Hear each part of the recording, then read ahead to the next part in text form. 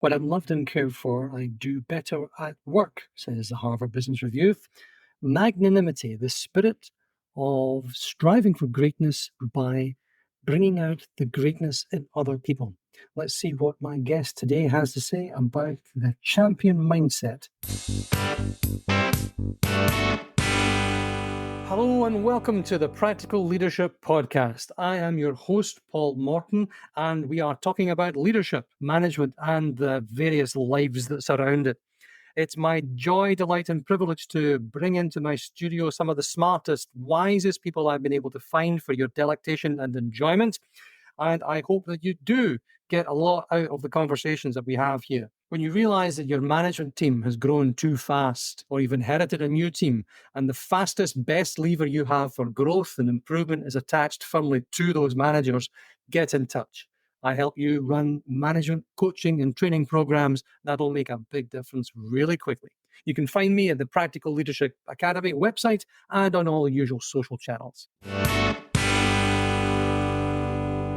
Tim Dumas, expert in building of champion mindsets, possibly related to Alexander Dumas, but we could get into that. One of the three musketeers, the founding father. Thank you so much for joining me. Paul, such a pleasure to be with you today. We'll see what we get into. So was it true then? I mean, Auntie says you are possibly related to Alexander. Does that make you one of the models of, or were you modeled on? Was it pathos, athos, tokos? What were the three musketeers? I can't remember the name. I'll just say yes, absolutely. As we're coming into this, I said, yes, that's my last name. And there's a rumor that we're somehow related to him. And I guess way back we probably are. And my aunts tell me I am. So we can't actually show the data line of how it gets A to B, but let's go with it. He wrote some good books. All for one and one for all. Isn't that that's leadership, isn't it? That is.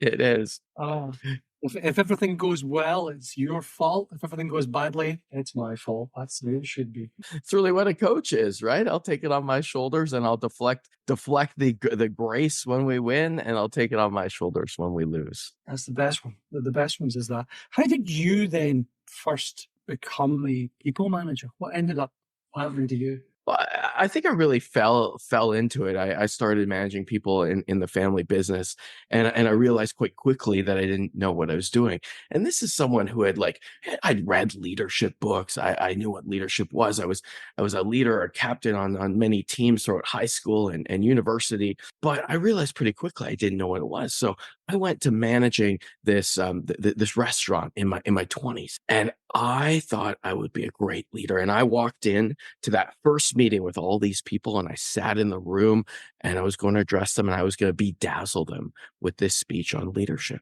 And as I spoke to them, the speech wasn't all that bad, actually, but they looked back at me. Their mouths were open, their eyes were wide, and they just said, "Why? Why should I follow you?" And it hit me. I didn't have an answer for that. So I left that meeting. They weren't all that inspired.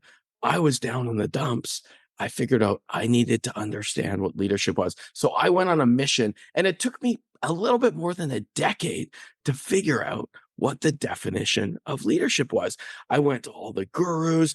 I went to the dictionary like a great child of the 80s. And do you know what the dictionary says the definition of leadership is? The act of being a leader. Like, how can you possibly define a word by the root of its word? If you don't know what the word means, it makes no sense. So I learned pretty quickly that didn't make any sense. So I went to all the gurus, and I still struggled to find the exact definition. It wasn't until I met a gentleman about 5 years ago now named Alexandre Herbard. And he wrote a book called Virtuous Leadership, another book called The Power of Magnanimity. That's magnanimity. When he said it to me, I had no idea what it meant. It took me almost these full 5 years to learn how to say it. Magnanimity. But he said, "Tim, the greatest definition of leadership is magnanimity." And I said, "That's fantastic, but I don't have a clue what that means." Well, Tim, I can help you with that. I have the definition. The definition of magnanimity is the spirit of striving for greatness by bringing out the greatness in others. The spirit of striving for greatness, myself, by bringing out the greatness in others. And he looked at me across the table. We were having lunch together. I said, "Tim, isn't that the true definition of what any leader is trying to do? Strive for greatness yourself by bringing out the greatness in the people around you. And to this day, I haven't heard a better definition of what leadership truly is. I've heard one, which I think actually there's two parts, I think, and they both fit like pieces of a beautifully crafted jigsaw into exactly what you just said. The first I heard from a great leadership guru, writer, author, thinker, and former guest on this podcast, Joe Owen, here in the UK.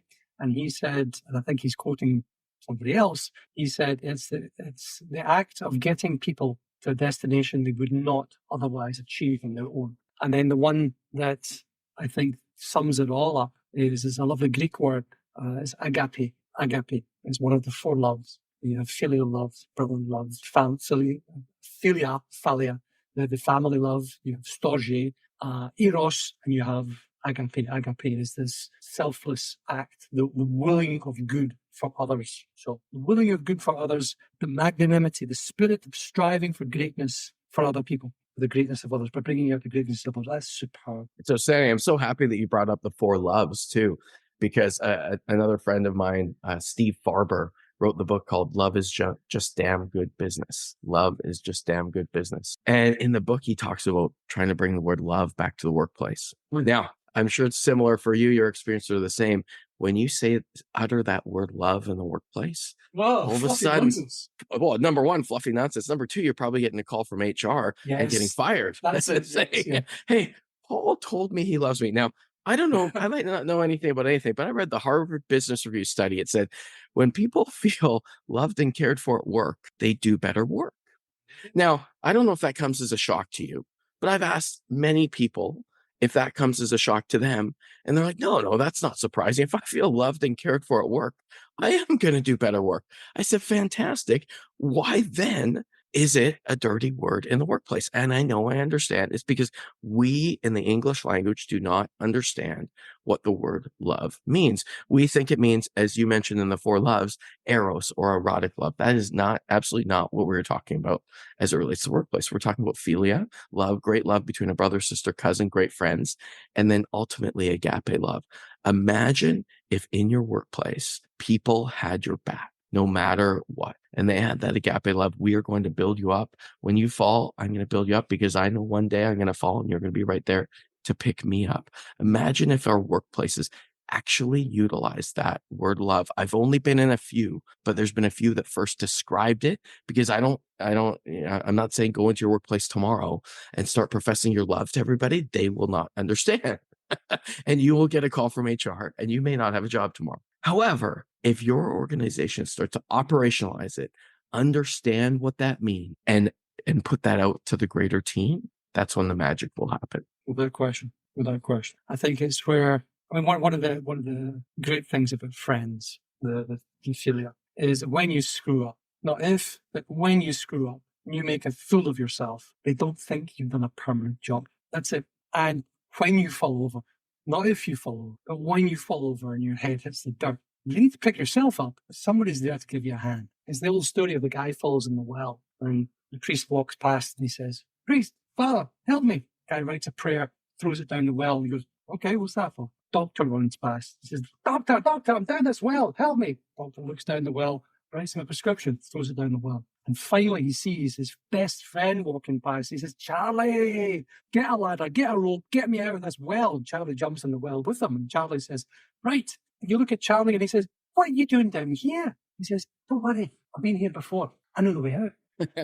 He's there with you to lift you out. Your friends are there with you. The agape there's this the willing of good for other people. But the but is, how do you operationalize it? You said when you operationalize magnanimity, when you operationalize agape love in the workplace, miracles happen, and they do. They absolutely do, consistent. And I've seen it without question. But how? Or is that the right place to start? Is it? I think we do have to understand the why. And the why really is, there's a great quote by Jim Collins that we begin with the end in mind. I think many people have been attributed with that quote, right? But when we're in a workplace, often we don't truly think about why we're doing what we're doing. And I know people say, well, we're doing what we're doing to make a living and to make money. And that's all great and fantastic. I still have never met in my life, one person who can honestly and truly say they go to work to increase operating profit. Now, before you turn this podcast off and you start running for the hills, hear me out. Not even the owner is there to increase operating profit. What he or she is there for is what that can do for them and their dreams in their life, their ultimate why. I might be looking to increase operating profit so I can send my kids to university, so I can buy the house of my dreams, so I can live the life of my dreams, so I can support others, maybe a charity, etc. Employees in an organization, their why is to increase operating profit, maybe so they might be able to make a little bit more, so they might be able to support the dreams of their family, of their children, of people around them, to buy the car of their dreams. But one of the big issues that we have is we actually, when we go into a workplace, we take that number, that operating profit we're shooting for, we just tell everybody, we say, well, we're going for X and we're going to get X and that's why we're going to get X. And they don't really understand why. And when we don't understand the why of why our employees might want to help us get there. So, for example, one of the magics of operationalizing love in the workplace, and I'll start with the second one, I'll come back to the first one. The second one is dream audaciously and champion the dreams of the people around you. When you're an owner in an organization, you're in a partnership group in the organization, and you're one of the leaders, you probably talk about that often. Why are we doing what we're doing? I'm doing that. It's my dream that my family might be able to go on a great vacation next year if we can hit our operating profit goals. But with our employees, we rarely ask them, what are your personal dreams and how can I support you to achieve them? Is that not why you're in this job? I mean, I hope they're in this job for a greater why to, help the community, et cetera, et cetera. And they probably are. However, why do they show up for work every day? And we rarely ask the employee that. That's really the second step of that magnanimity, that loving them in the workplace, realizing that that's the key. I'll tell you a great story about dreaming in the workplace. In organizations I'm involved with, we implement dream sessions. So when we do a performance review, quarterly, sometimes semi-annually, we'll come in and first we'll talk about what are your personal dreams and how can I support you? And now some people step back like, hey, Tim, nobody wants to tell me about their personal dreams. I'm like, okay, I'm just going to ask. And they have full license not to talk about them if they don't want to. However, here's one thing that I know is I tell people I'm not very smart. So I might be able to figure out 6 of the 10 things you need me to know. There's no way I'm figuring out the other 4. So if you don't tell me, how am I going to help you? So if you truly want support on your dreams, let me know and I'll see if there's a way I can support. Maybe there's not, maybe there is, but if nothing gained, nothing ventured, right? So I went into this performance review meeting with this person and I asked them, what's your biggest, boldest, most audacious personal dream? And the person could told me they'd never dreamed in their life before, never dreamed in their life. This person said to me, well, Tim, I really just was hoping to have a job. I had a tougher upbringing. It was difficult with my parents. They sometimes had difficulties holding down a job. We had to move often. So I'm happy I can hold down a job. And I said, well, if you were to dream bigger, what would it be? And this person couldn't tell me. It took a few weeks, but I said, great. Every time you and I check in, I just want you to check in with me to see if you figured it out. One day, this person figured it out, came to me and said, Tim, I realized what it is. It's to buy a new car. And to most people listening to this, you've probably bought new cars, multiple new cars, maybe. This person had never owned a new car and never thought they would be able to own a new car. And this person said, well, I've been driving around these beaters for a long time. I have a hard time getting to work. Sometimes it breaks down. Imagine if I could just own a new car. And I said, but I couldn't possibly, I don't make it. And I said, okay, just prove it to me. So I sent them to the car dealership. I sent them to the finance manager and said, can you prove to me that you cannot buy a new car? Well, it wasn't a week later, grabs me by the arm, runs to the parking lot, and there's a brand new Mazda sitting in the parking lot, all because we champion the dreams of that person. Now, what do you think is going to happen when we get into a tough conversation about budgeting? And now we have to, we're trying to hit the next target in operating profit or whatever our target is that quarter. Well, that person's our corner because they know we're supporting them with their personal dreams so that we can dream bigger as a company. So the second one is dreaming. Back to the first part is really one of my favorite books by a good friend of mine is called Your Oxygen Mask First by Kevin Lawrence. Your oxygen mask first. And really, how do we operationalize love in the workplace? How do we operationalize magnanimity and bring that type of leadership in? Well, we put our oxygen mask on first. We got to do it for ourselves before anyone else is going to understand how to do it themselves. Now, I'm not saying you got to be perfect, because that's not part of the equation. But what is part of the equation is striving for greatness daily. What is part of the equation is striving for greatness daily. What is part of the equation is operationalizing love in your workplace. You might not use the word yet, but when people screw up, you're going to have their back. There's a great story of a banking boss in the UK where one of the employees came in and they screwed something up and they lost £2 million. Walks into the boss's office, confesses that, and says, well, I'm going to get fired now, aren't I? The boss looks at him and says, are you kidding me? I just spent £2 million training you. Are you kidding? I'm never going to fire you now. Now, I don't know if we could actually do that on that scale. I sure hope I could. I'm thankful I've never had to make that decision. However, imagine if we had that, what I call growth mindset, that each hurdle along the way is an opportunity for growth, and we got your back to grow. So it's never a problem to make a mistake. The problem is not learning from it, making the mistake over and over again. So if we have to put this into practice, how do we put our oxygen mask on first? And then number one, and then how do we support the personal dreams of the people around us? Okay. So you're looking after yourself first. And honestly, when I talk and I coach people individually, one of the first things we look at is the foundational stuff. It's how do you sleep? What exercise you get? When you ask it outside, whatever it is, how do you look after you? Because you don't look after you at a physical, fundamental level. How are your kids? Oh, I don't really see them that much. Well, let's fix that first. And then you work up. So you put your own oxygen mask on first. I love that. I've always loved that.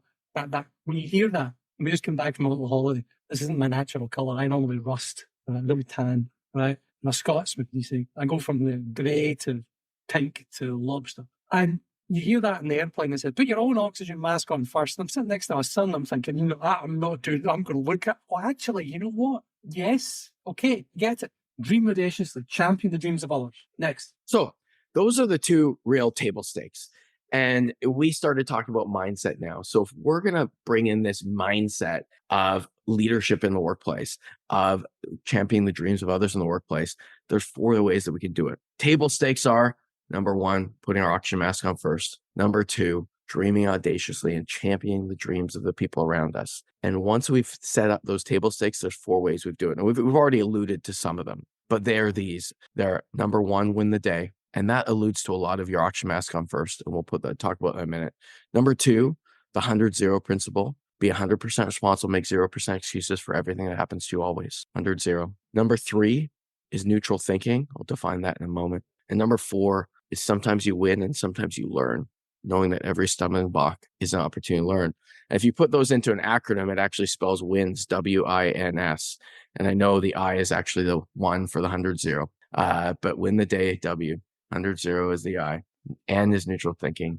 And S is sometimes you win, sometimes you learn. We already talked about the sometimes you win, sometimes you learn about that banking boss. So we won't allude to that all that much.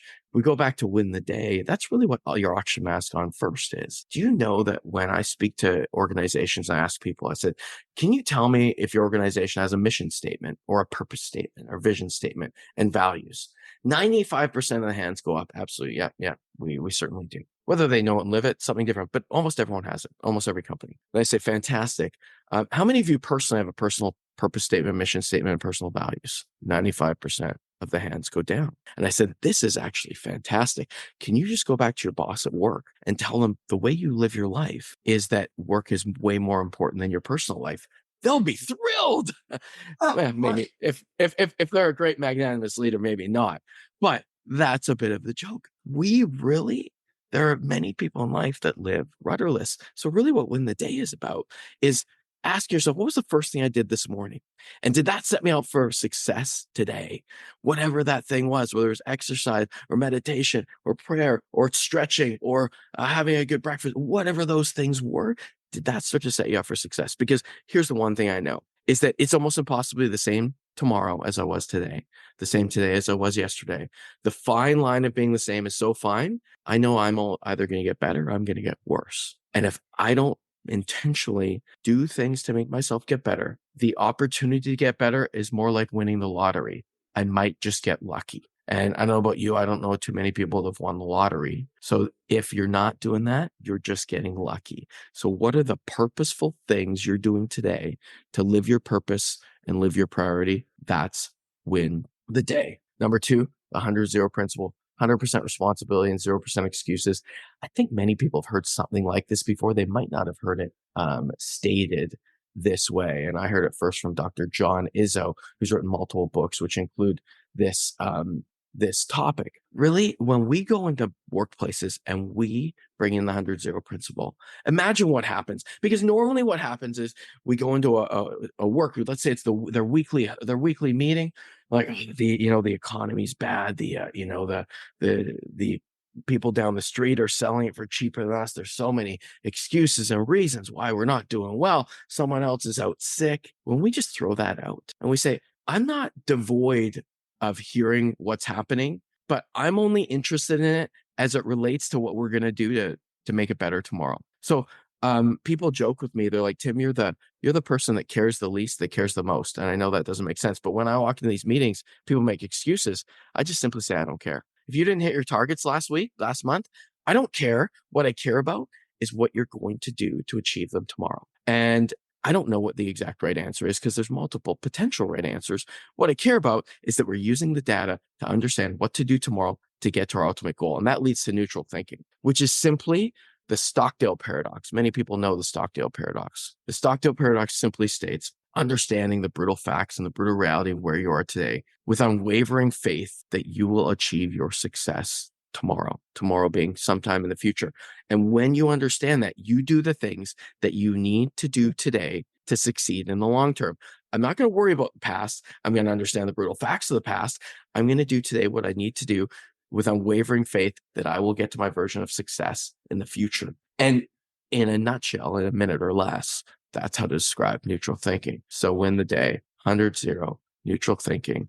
And sometimes you win and sometimes you learn. So you just on the neutral thinking, I think it's like it's like rebasing, zero basing every day. The zero excuses or you don't care what happened yesterday. It's from where you are. It's rebasing yourself at beginner's point zero, whatever it is, so you can build on it every day. Right? Because I think getting worse is actually quite hard. It's quite hard to get worse every day. I mean, you've got to forget things. Or you've got to eat 3 times as much as you did the day before. Or whatever it is, you've got to work hard to get worse at something. But you don't have to work very hard at all to get a little bit better. And it's that beautiful compounding thing you see as well. It's the atomic habits of getting 1% better per day. If you get 1% better per day, over the year, imagine what that is. Number one, the best way to describe neutral thinking too is by the story of the Apollo 13.